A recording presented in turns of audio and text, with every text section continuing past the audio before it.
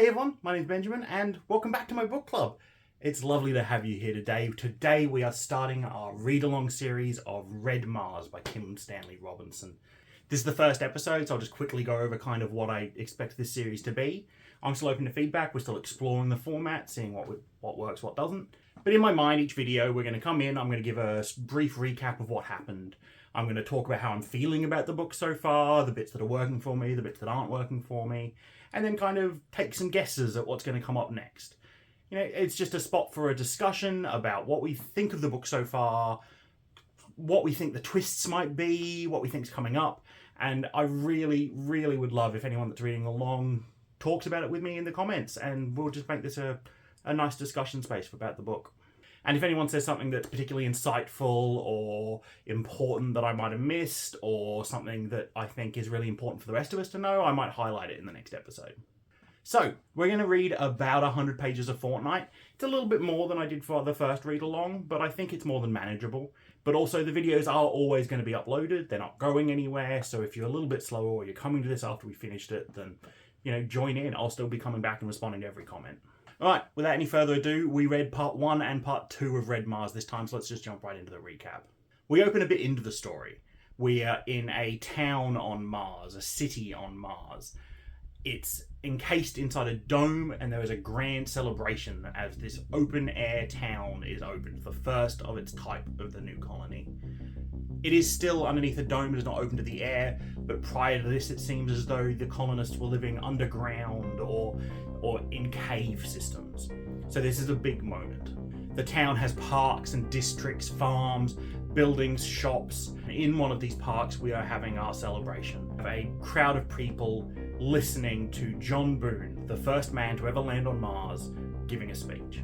In his closing remarks of his speech, John Boone tells us that Mars has changed humans. Mars has made the humans on it fundamentally different beings, which is a very big claim and one I'm super excited to explore in this book.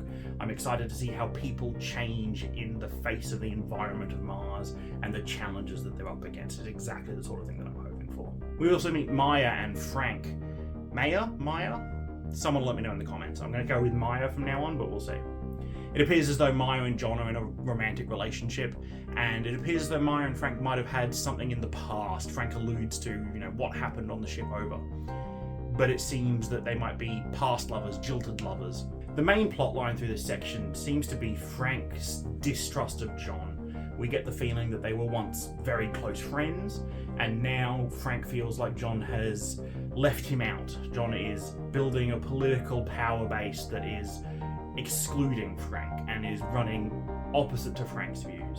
And it's not just Frank that feels boxed out. There are other political and cultural groups in the city that feel that John is pro-American, pro-West. Specifically, we hear from a group of Arabs who are sitting, having their own quiet celebration. Frank goes and talks to them, and Frank begins to subtly turn the conversation in an anti-John Boone way, asking them how they feel about what John's talking about, and trying to fan the flames that John is anti-Arab, pro-American, pro-West, and that if John gets his way, groups that aren't members of the original treaty, so it's implied here that the Arabian countries were not part of this original treaty, may not be allowed to stay on Mars, may not be allowed to own towns and outposts and research facilities on Mars, and they will revert back to the original treaty signage. It seems like Frank is trying to ignite violence in the town.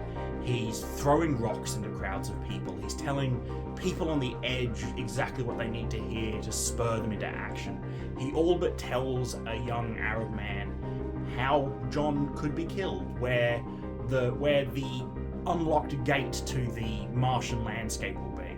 We're then told that on Mars, days are 39 minutes longer than on Earth, and to accommodate this, they've just agreed that this period of time between midnight and 12:01 a.m. is just 40 minutes long. There's just a time lag between those two sections. And in that time lag, Frank's preparations and other underlying, simmering resentment or whatever that we don't know about yet kick off, and there is a small-scale riot. And it's during this riot, a character comes and tells us that they found John, he's in the farm, and it appears as though he's suffering from oxygen deprivation. And in the end, they take him to the medical bay, and he's dead. We finish with Frank walking off, wondering to himself that now that John's out of the way, what can he do now that he feels as though Mars is now under his control? Okay, part 1 was great. Part 1 had murder, tension, relationship drama, a bit of a view into the future, which is interesting. I'm really glad that in part 2 we bring it back. I was a bit worried during part 1 that we'd skipped the whole initial terraforming and base building phases, but luckily that is in part 2. Continuing on with part 2, let's just jump right into it. I will say that part 1 I really loved. Part 2 I thought was a little bit dry. Part 2 deals with the trip from Earth to Mars on board the spaceship Ares. It's a spaceship built out of space shuttle fuel tanks, which is an interesting use for fuel tanks, but I think in actuality, in the real world, the fuel tank is like the only part of a space shuttle that isn't reusable, the only part that actually burns up in the atmosphere, but I guess they just had spare ones. We're introduced to the interior of the ship and we go through some of the relationship issues that are going on in the crew. To begin with, the crew is split up by their culture. There's, I believe, 35 Americans, 35 Russians, and then 30 other crew members from different nationalities, 15 of which were picked by the American group and 15 of which were picked by the Russian group, I believe. And so we have this sort of immediate line in the sand of two different camps, and to combat this, they shuffle everyone's bedrooms so that half the Americans and half the Russians are staying in each other's Tauruses, which is, smart.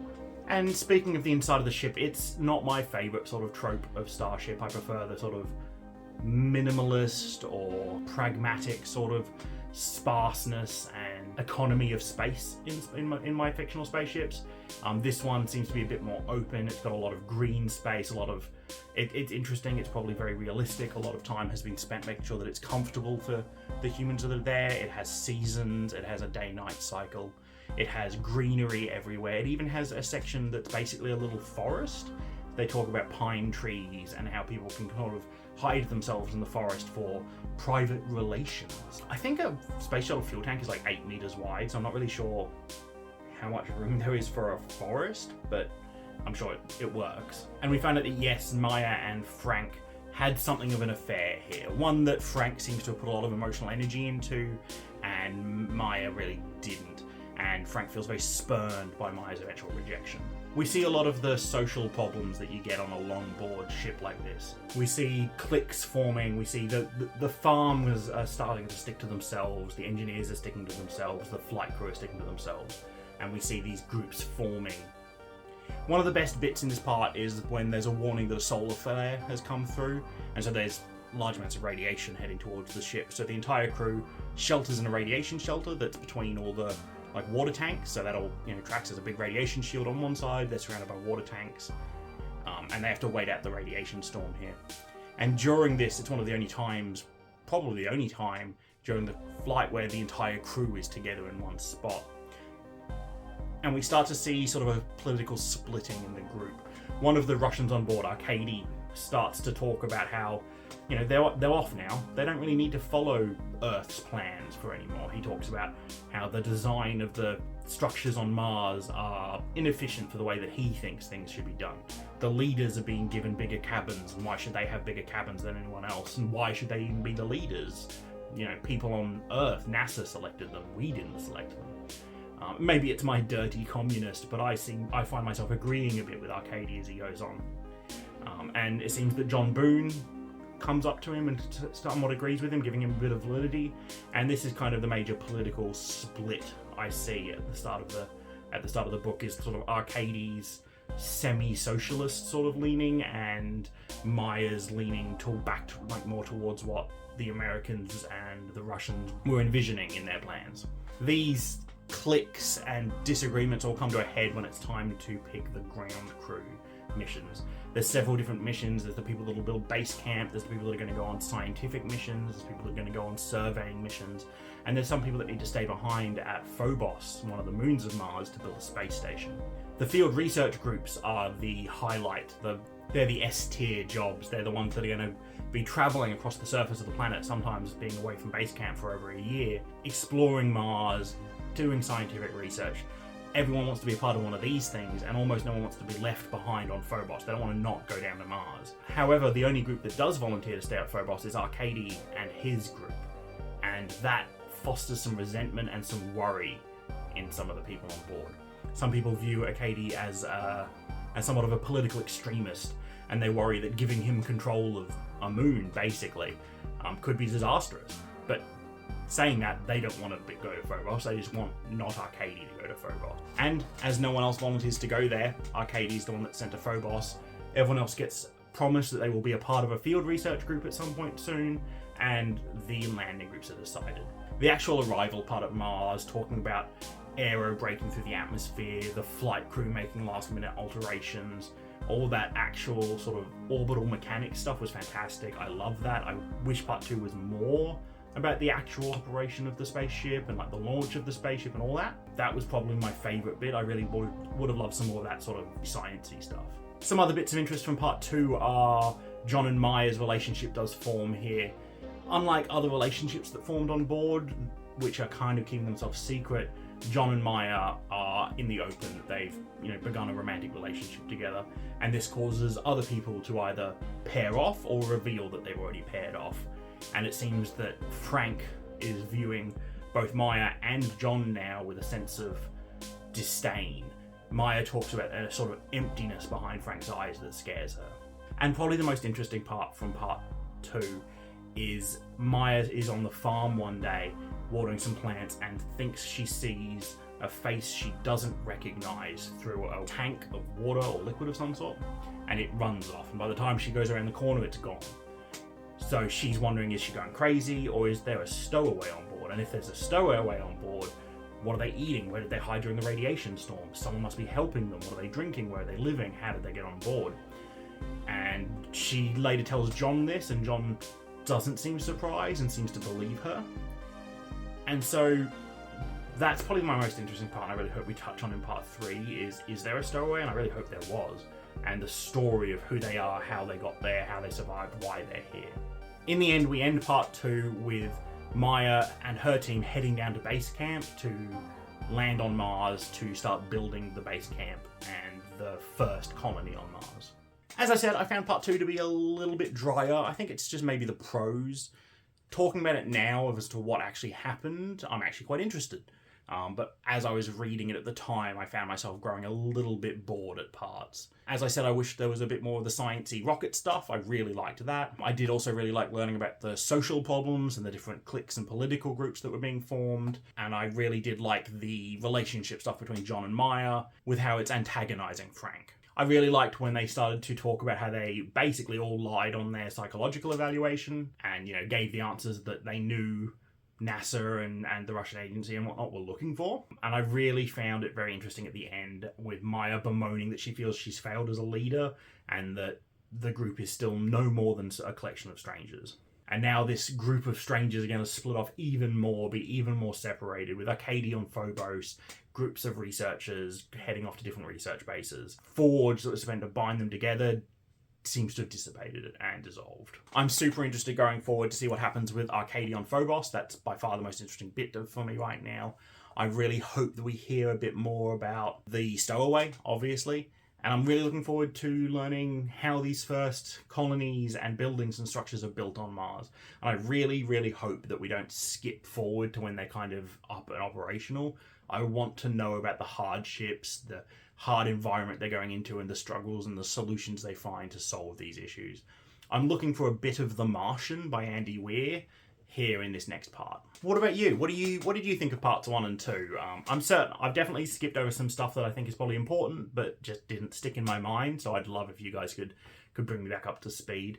What do you think is going to go on in part 3? Who's your favourite character so far? Mine is probably ℚ𝕚𝕚. I really like him. And if I had to guess, I think we're going to start to see a bit more of the corporations on Earth trying to enforce their will on the planet via, what sort of research is going on. The scientists might want to be looking for water, but the people on Earth want them to be looking for silicon or something because they want to mine the surface of Mars. I think it's going to be a really interesting book. I think Kim Stanley Robinson is likely going to use these characters' actions on Mars to explore societal and technological problems that we on Earth are currently living through. So I think it's going to be really interesting. I'm really hoping we have a great discussion about this one.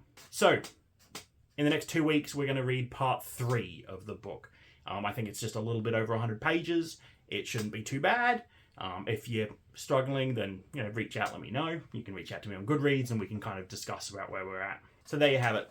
If you want to be notified when the next video goes up, make sure to subscribe and hit that notification button. And if you still haven't picked up a copy of the book, you can find an Amazon affiliate link in the description below.